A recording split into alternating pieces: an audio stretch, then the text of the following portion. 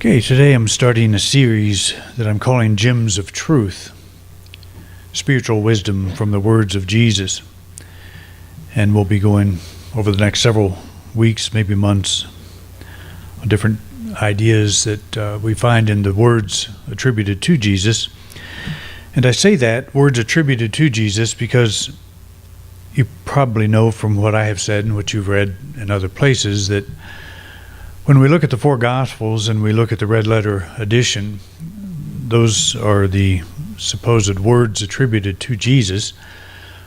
But that has been challenged by scholars throughout the years, throughout the last several decades, actually, that have questioned how much of the Gospels are actually authentic. How many of the sayings attributed to Jesus are actually authentic. And there was a group called the Jesus Seminar, and I don't think they're still going, but the scholars that were involved, there were 100 scholars involved with that. They're still all practicing different places at universities and so on. But the whole point of that exercise, the Jesus Seminar, was to determine which of the sayings in the four Gospels were authentic and which were probably attributed by the church or elsewhere. And you take the Gospel of John, for example, and I think they had one line in that whole Gospel they thought was authentic. And, of course, the Gospel of John is full of wisdom. It's just full of beautiful truths, gems of truth. So what this tells us is it doesn't really matter where it comes from. It doesn't matter where it originated.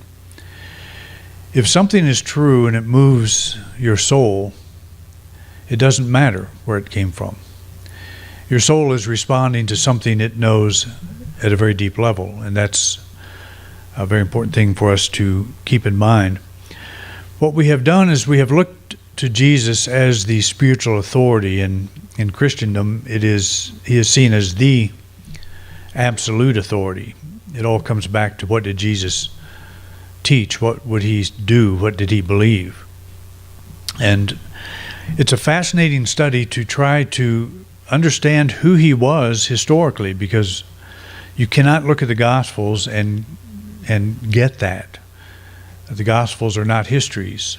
They're not written by historians. They are written by evangelicals. And we know there's a huge difference in a historian today and an evangelical in the way they present things. The evangelical presents it from the basis that here's what's true. Jesus is the Son of God, died for our sins and all of that. We start with that as our basis of fact. And then we go look at the Bible and see what he said. The historian will say, where did this come from? How was this gospel written? How were these gospels written? How did these come about? And the historian knows, they call them critical scholars, know that Mark was the first gospel written. And we know that because Matthew and Luke, the second two gospels written, contain nearly all of Mark. So they used Mark as a basis for the writings. They also added some more material that is known as the Q source, from the German word Quell, which means source. There is material in Matthew and Luke that is unique to those two writers.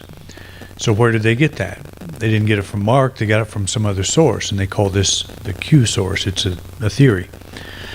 And then John came along later. He was the last one to write the gospel, his gospel, and if you put the three, Matthew, Mark, Luke, next to John, there is virtually nothing in John that lines up with the other three. Matthew, Mark, and Luke are known as the synoptic gospels because they're drawn from a common source. John is called the spiritual gospel, drawn from a source that's unknown to the other three. We don't know this as we sit down and look at our Bibles and we look at the red letter edition and we see all the sayings attributed to Jesus. We don't know how all this came about. We assume that the gospel writers were all kind of walking around with him or knew people he knew people that traveled with him. But we don't even know that, because the earliest copies of the Gospels that we have are anonymous. They have no names on them. They don't have Matthew, Mark, Luke, and John on them. So it's a very fascinating study, and it kind of throws a lot of monkey wrenches into our general thinking about how we view the Bible.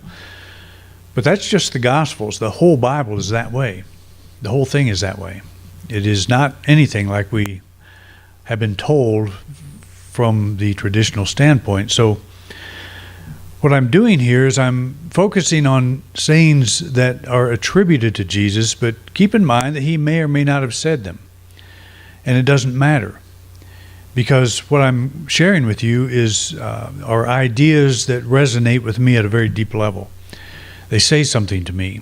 And I don't care if Jesus said them, I don't care if Buddha said them, I don't care who said them. They seem true to me, they ring true to me. And how do I know something is true? When they were actually canonizing the Gospels, or the books in the Bible, I should say, the criteria for doing that was all of these scholars back in, I think, 300 AD, somewhere in that vicinity, got together and would read these books, and they would say, if this book renders your hands clean, we accept it. And if it doesn't, we don't. So what's that mean? I think it means probably if it moves you, if it moves something in you, if it rings true. And so they would all vote on whether or not it rang true and the majority ruled apparently in that particular case. A gospel that should have made it that didn't is the Gospel of Thomas. It may predate the Gospels that we have, the canonized Gospels that we have. It's a list of 114 sayings only, 114 sayings attributed to Jesus, many of which are found in the Gospels. So our Gospel writers may have drawn from the Gospel of Thomas. That may be one of the sources that they don't know about. But this flies all in the face of traditional Christian thinking, and many people don't even want to go there. They don't want to think about that, but it's there. They discovered the Nag Hammadi Library, which is the full Gospel of Thomas was found in that, and they found that in 1945, 2 years before they discovered the Dead Sea Scrolls. So it goes back quite a ways, and all we know about the people that wrote this collection of books, the Gnostics, is negative. It's the early Christian church was out to get them, and they killed them, and they burned their books, and they did all kinds of stuff to them to try to get rid of this alternative view of Christianity. They did that with a number of people back in the early days. And so there are many thoughts about Jesus, many perspectives about Jesus that didn't survive the traditional Christian thought. They didn't want them to. They banned them. And you don't necessarily want to think of them as secret wisdom that's hidden away from all of us, that's been kept from us. Because when you read these things, there's some good stuff in it, and there's some weird stuff in it. It's not going to change your life when you read it. But it was intentionally banned, and the writers were discredited, and they did everything they could to homogenize the Christian story, the Christian message. And that's what we have basically in Matthew, Mark, Luke, and John. And what the irony is here is that they don't agree with each other either. It's a very interesting thing. We talk about the virgin birth. Nobody, I think it's Luke is the only one that handles that issue, and it's is it Luke or Matthew? One of the two. Paul doesn't even mention it. So there are a lot of things like that we've just accepted as being true, and Jesus certainly didn't mention it. You would think of all people, he would have brought that up. You would think he would have brought up a lot of things that we consider are absolutes in Christian thinking today, but he didn't. But what he did bring up, or what is attributed to him, there are some real gems, and today we're going to look at one of them. This is a message to Peter, the context of the story. And originally, again, all the writer of Mark had was a list of sayings. So he wrote all the story surrounding the sayings. He gave them context. He gave them a narrative. But Jesus here is addressing Peter, and just a couple of verses prior to this, a couple of verses after this, I should say, he's commending Peter for his wisdom. And then he said a couple of verses later, "Get behind me, Satan," because Peter, as I pointed out on Easter, was trying to keep him from going into Jerusalem. So it just depends on who's talking, when, and all that. But there's something here that is important for us to look at. He told Peter, "I will give you the keys of the kingdom of heaven, and whatever you bind on earth shall be bound in heaven, and whatever you loose on earth shall be loosed in heaven." And because of this, the Catholic Church made Peter the first pope, which to me, as we look at this thing, has nothing to do with the spiritual principle that we'll be looking at here. The keys to the kingdom. Whatever you bind on earth shall be bound in heaven. Whatever you loose on earth shall be loosed in heaven. So what is this heaven and this earth? How do you bind something on earth?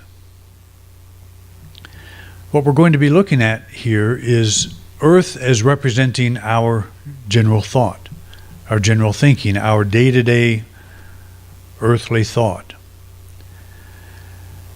This is a way of saying thoughts held in mind produce after their kind.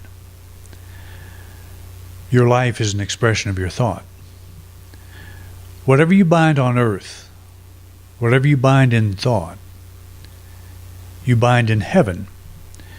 And it doesn't mean heaven in the sense of a place up in the sky. It means the heavenly creative process.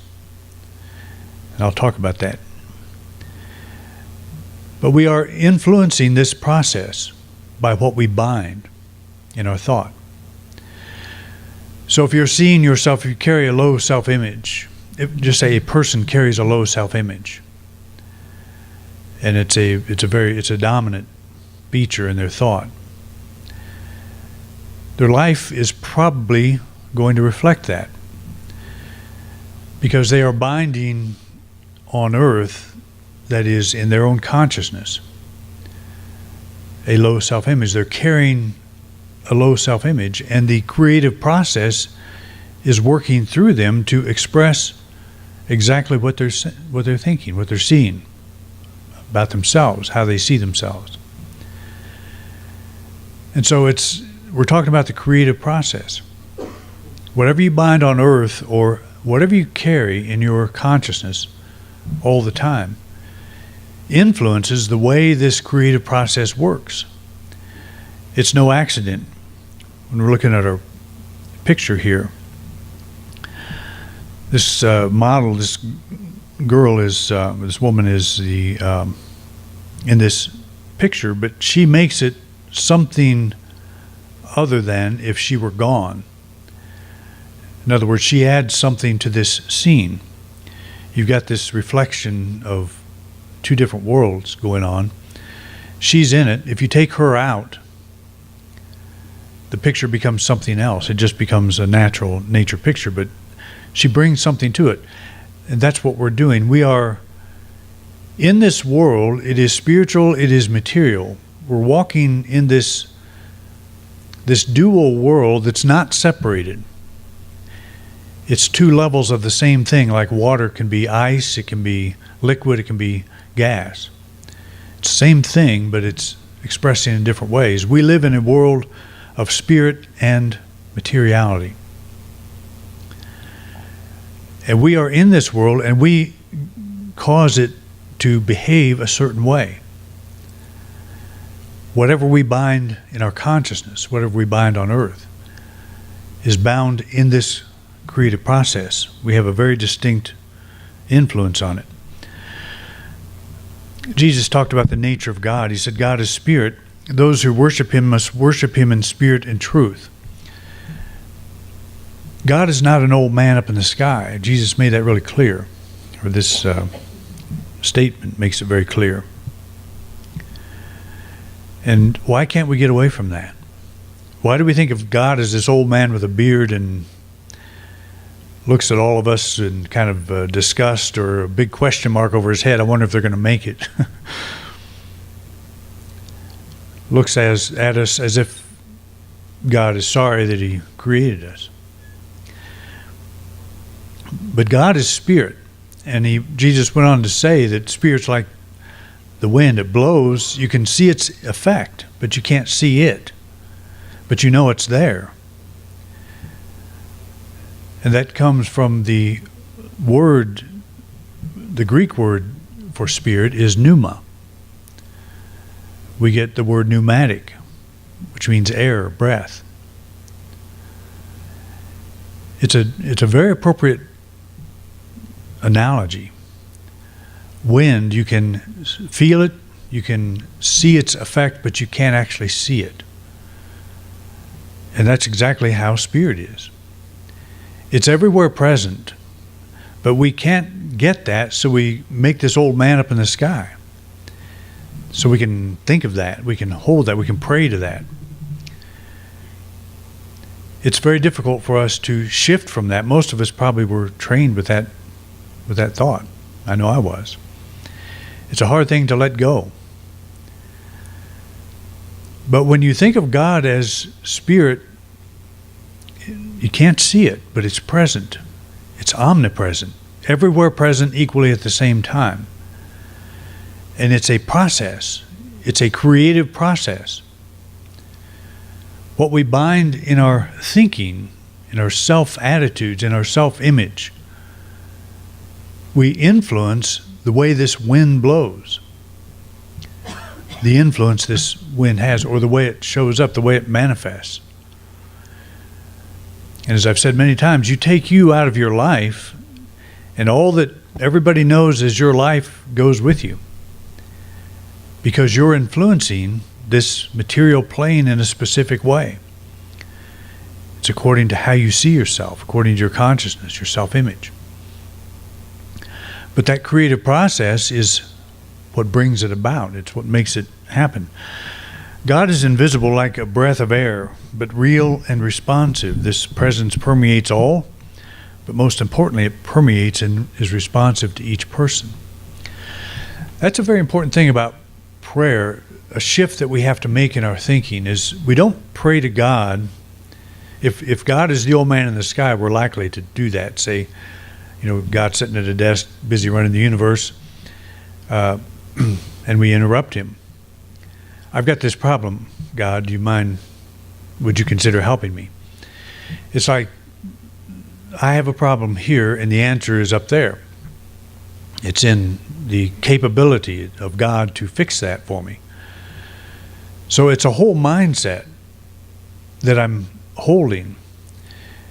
And I have a difficult time translating that into God is like a river flowing through me. It's like a breeze breathing the breath of the Almighty through me. It's a process of going from the invisible to the visible. And I'm this filter. I'm this thing that's influencing this. I've compared it to a flowing stream, and we stand next to it and we drop colored food coloring into that stream, and it colors going downstream. It makes it a certain way. That's how our life works. We're dropping with our self-image and the things we bind in our consciousness. We're coloring this process, this flow, and it comes out looking like our life. It's a reflection, a perfect reflection of what is in our consciousness. So we don't pray to God to get God on the job or to get God active. That's a very difficult thing to grasp. We start with the idea that God is active. God is working through me. This is what affirmative prayer means. It doesn't mean spout affirmations. It means accept the truth that the divine process is now in operation. It's now happening. It's not something I initialize, I trigger. It's something I accept. And that's what the word prayer means, to make an adjustment. I adjust my thought, my understanding to God. Whatsoever you ask for in prayer, believe you've received it. That's binding. on earth. That's what Jesus is saying in a slightly different way. Because what we believe we have received is bound in heaven. It is expressed through this divine process.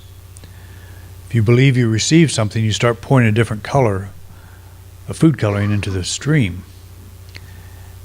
If you say you believe it, but you keep pouring the same color in, that's something else. And that's where we have to be mindful of how we're thinking, what we're doing through our day. To bind something on earth is to form a definite mental and emotional image of it, and then charge this image with enough faith to bring it about. That's, as I said, one of the values of creating a vision board or a treasure map, whatever you want to call it. A visual, a thing that you do where you put pictures on it to help you get a picture of the type of life you want to experience. One of the problems with doing this is there's no magic in that, and people think there is. There's no magic in any technique that you do. The power of the thing is it helps you grasp. It helps you hold a thought. It helps you hold a self-image, to hold to a self-image that you want to have expressed in your life. If your life is just, it's not working well, and that's a habit. We all have moments, where we go down into the valley of the shadow of death. But if you're in that valley habitually, it is probably a self-image issue. It's a binding on earth issue. You're carrying a picture of yourself that has to look like your life as it is right now. It has no choice. That's law, spiritual law.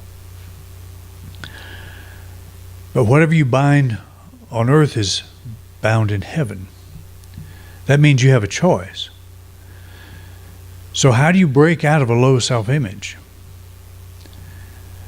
That's where meditation comes in. And what is that? It's the ability to sit down and be still. That is, let go of this story you're telling yourself. Be willing to say, I don't know anything about who I am. It's called being born again, actually, in a traditional language. I don't know who I am, and I'm willing to let that go. And so that I may be filled with the truth about who I am. It's like stop pouring colors in the stream, and the stream clarifies. That's what meditation really is. You sit down to be still, stop pouring stuff in the stream, and your mind naturally links to your soul. And your soul is pure. It's always in a pure state. Your intellectual mind is not. That's the natural man. That's the carnal mind of the flesh, to use biblical terms. Personality. It's the part that we have invented with the help of all of our friends and family and ourselves. We look at ourselves in the mirror, and I just now said it. You can't see yourself in the mirror. You can see your body. You can't see yourself. Closest you'll come is look at your eyes. But you're not looking at you. You're looking at this garment that you're wearing. And so we've spent a lifetime associating with that garment. And its problems are our problems. And however I think of that, I'm binding something to my experience. I'm binding something to the quality of life that I'm having at this moment.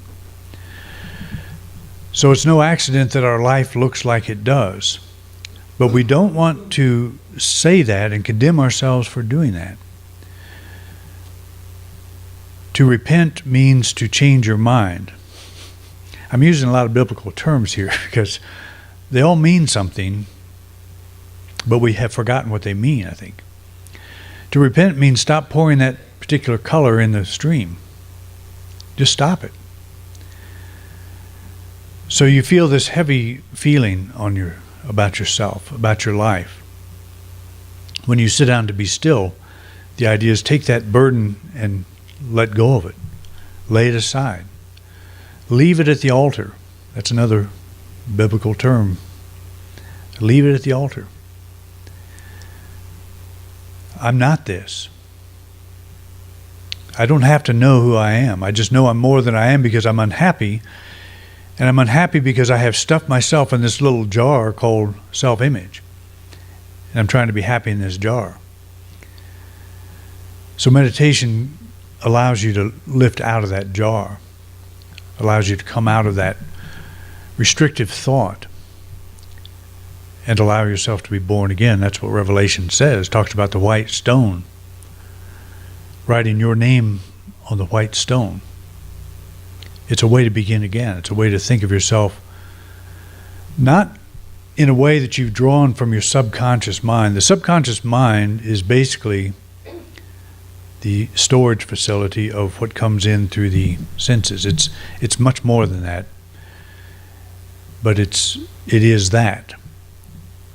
That's where your self-image resides, in the subconscious mind. Somebody comes up and says something to you, it triggers a reaction. That's something you're pulling up from the past, from your storehouse. That's not you, it's your self-image. And so we catch ourselves. I think about my life, and if I go down into this dark place, I say, that's not me, and I commit myself to letting that go. I'm not that. I'm something much more, and I'm willing to discover what that is. The unseen creative energy of spirit brings into manifestation that which you bind or embrace as true in your own consciousness. A lot of us carry things that maybe our family members have told us all of our lives. We were born into a certain spot in our, with our siblings and all, and we were treated a certain way and thought a certain way and just considered ourselves from that point of view. But what if you were reincarnated? What if you've done that 1,000,000 times? Then is this lifetime you? Does this lifetime have a right to claim you eternally? To say you were born number 3 in your family, the third boy, so you're going to have to always think that way from that perspective. But what if I discover I've been reincarnated 50 times? Which lineup do I fit in then? The fact is the soul is in none of them, and it goes through all of them. We're much more than we think, but we limit ourselves for having a bad life. It's because we have defined ourselves in a way that is simply not true. And we keep pouring that same color of food coloring into the stream. So there's a few steps we can take. This is not a cure-all. Someone asked me the other day if I could give some steps or some things to help us be mindful. And I think I can here. Accept that you have influenced the life you're experiencing now. Notice I'm not saying blame yourself for the life that you have right now. We want to get away from that. But your life as it appears now is what you have bound on earth. It's the consciousness. Just accept that that's true, and it's okay. Even if you've messed up, you're the prodigal son out in the far country, you're further than even he went. That's okay. Because there's law to this. There's order to this. You got out there, you can get back. As I said in one of my Facebook posters, the same road that took you out there is the one that will bring you back. So accept that you have influenced the life you're experiencing now. Just say, I've done that and that's okay. Here I am. No condemnation, no judgment on my part. But this is a good thing. If I did this, then I can do something else. That's the thinking. So accept that you have influenced the life you're experiencing now. Acknowledge the good in your life. When you're unhappy or when you're in pain, Have you ever noticed how much you don't acknowledge the good? All you do is acknowledge the pain, the suffering, what you don't like about your life. I've said before, think of your life as a friend. If you were telling a friend everything you tell your life, I would like you a lot better if you just change. I would like you a lot better if you were just different. You probably wouldn't have that friend very long, and your life is saying the same thing. Let's get on with it. Let's do something different. Let's stop going over the same old tapes. Stop doing the same old stuff. Because what you see as your life is a reflection of what you've bound in your consciousness on earth. So acknowledge the good in your life. Again, when you're hurting, that's not easy to do, but it's very important to do. It's so easy to forget all the good stuff that goes on, all the things you can do and love to do when you're feeling better about yourself and about your life. And maybe just go out and do one of those things, or two of those things, or three of those things. Hold a vision of your life as a healthy, prosperous, successful, and getting better. Think of your life as an upward trend rather than circling the drain, as somebody said. See it moving up. See it rising. You feel like you're at the end of something? Well, you are. But what is every end? Every end is a beginning. Scary sometimes. But do you think your life is going to end now with this, in this place? If you do accept reincarnation, you've been here before. There's something on the other side of this. There's tomorrow, as Annie sang. There's always another opportunity, another way. So hold a vision of your life as healthy, prosperous, successful, and getting better. Let it be dynamic. Every time you start dwelling on what's wrong with it, bring yourself back. Something better is unfolding through me now. Something good. I don't know what, but something good. All right? We're going to go through a whole list of these sayings, and there's some really good stuff here. So buckle your seatbelt and hang on. All right, we'll see you next week. Thanks for coming out.